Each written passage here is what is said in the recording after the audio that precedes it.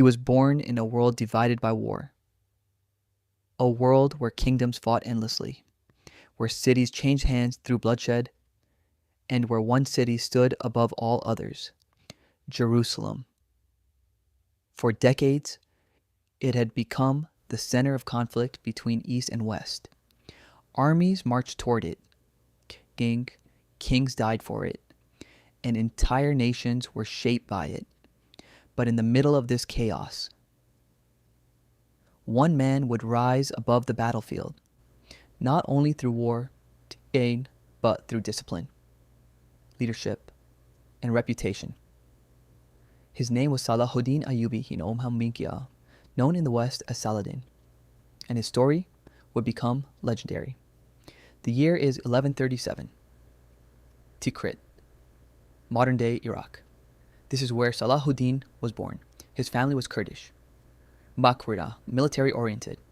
Oiki Tuwa, loyal to powerful rulers of the Muslim world.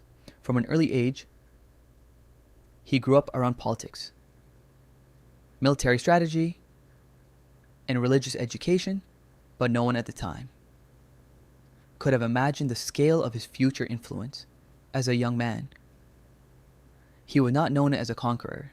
In fact, some described him as quiet, reserved, and more interested in study than war. But history often changes in unexpected ways.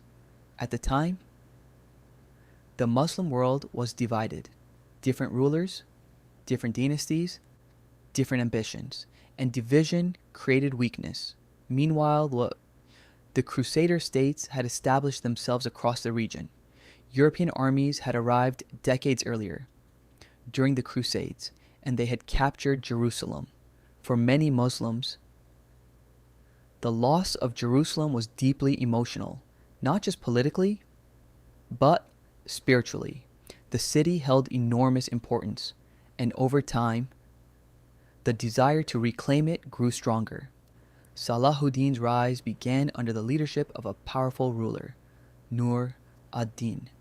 Nur ad-Din was determined to strengthen the Muslim world, to unite territories, and resist the Crusader states.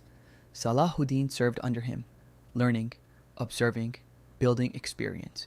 Eventually, he was sent to Egypt. At the time, Egypt was unstable, politically divided, vulnerable, but Salahuddin proved capable, very capable, step by step. He gained influence, then power, and eventually, he became the ruler of Egypt, a position that changed everything, because now, for the first time, he controlled major resources, major armies, and major territory. But Salahuddin understood something important. Victory would not come through strength alone. The Muslim world needed unity. Without unity, there could be no lasting success. So he worked carefully, building alliances, expanding influence, reducing internal division, and slowly, he united large parts of the Muslim world under his leadership. This made him stronger, but it also made conflict inevitable. The Crusader states now faced a united opponent. Tension increased, raids intensified, battles became more frequent, and eventually, war became unavoidable. The decisive moment came in 1187. The Battle of Hattin, one of the most important battles of the medieval world. The Crusader army marched through extreme heat. Water became scarce, exhaustion spread, and Salahuddin waited patiently, strategically. Then he attacked. The Crusader forces collapsed. Many were captured, others killed, and the military power protecting Jerusalem was shattered. The road to Jerusalem was now open. Soon after, Salahuddin marched toward the city, Jerusalem, a city fought over for generations, a city filled with history, emotion, and symbolism. The defenders prepared, but they knew the situation was desperate.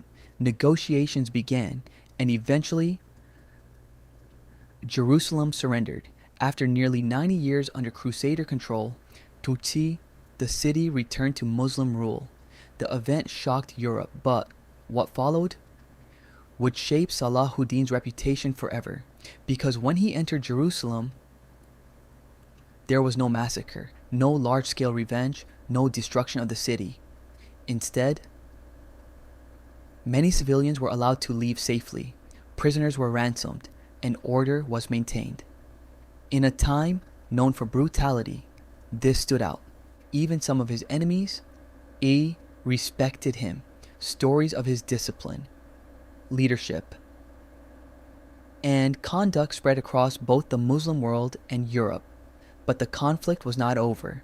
The fall of Jerusalem triggered a response from Europe. The Third Crusade began, and among those arriving was one of Europe's most famous kings, Richard I of England, known as Richard the Lionheart, a skilled military commander, aggressive, determined. The war that followed became legendary. Two powerful leaders on opposite sides of history. Battles continued across the region. Victories, losses, negotiations. Neither side could fully destroy the other, and over time, both understood the reality. The war could continue endlessly, or peace could be negotiated. Eventually, an agreement was reached. Jerusalem remained under Muslim control, but Christian pilgrims would still be allowed to visit peacefully. It was not total victory for either side, but it prevented even more destruction. Years of war had exhausted the region, and Salahuddin himself was growing weaker, despite controlling enormous territory. Despite becoming one of the most recognized leaders of his era, his personal life remained surprisingly simple. He was not known for luxury or enormous personal wealth. In fact, historical accounts suggest that when he died, he left behind very little money. Much of his resources had gone into war, governance, and supporting his people. In 1193, Salahuddin died, but his reputation endured. For many Muslims, he became a symbol of unity and leadership. For many in Europe, even among former enemies, he became remembered as a respected opponent, a rare figure admired across opposing worlds. His story was not only about conquest, not only about war, but about discipline, strategy, and leadership during one of history's most chaotic periods. Centuries later, his name is still remembered, not because he was perfect, but because his actions shaped history, and because in a world filled with conflict, his reputation stood apart.